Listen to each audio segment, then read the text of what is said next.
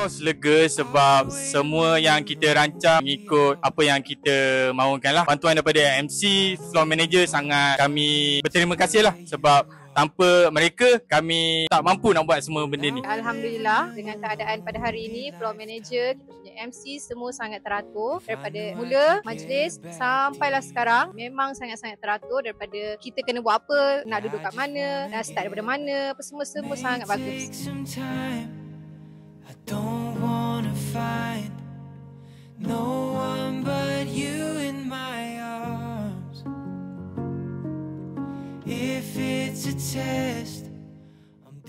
Dekorasi adalah salah satu punca kenapa kita booking dengan Abang Jamil Bahar Nikah Satu lah. So sangat-sangat kita sukalah. Okay, fasiliti yang Arjuna sediakan memang sangat-sangat lengkap. Daripada meja dessert, meja kek dan sebagainya memang semua lengkap lah. So kami sangat-sangat berpuas hati lah.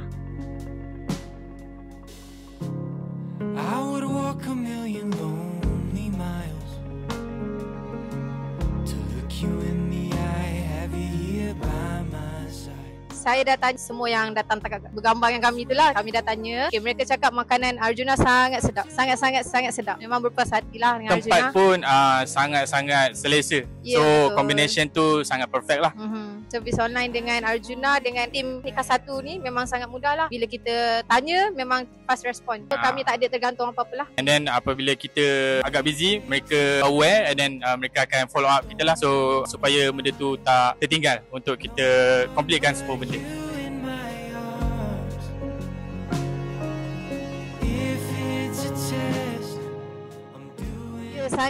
Sangat recommend lah. So kalau siapa-siapa yang on the way nak kahwin tu, tak ada lagi planning nak venue, book kat mana, venue ke apa, Arjuna Bangi salah satu. Nikah Satu, Arjuna Bangi dan tempat-tempat lain. Kita orang bagi 100. Mudah kan? Kahwin je lah.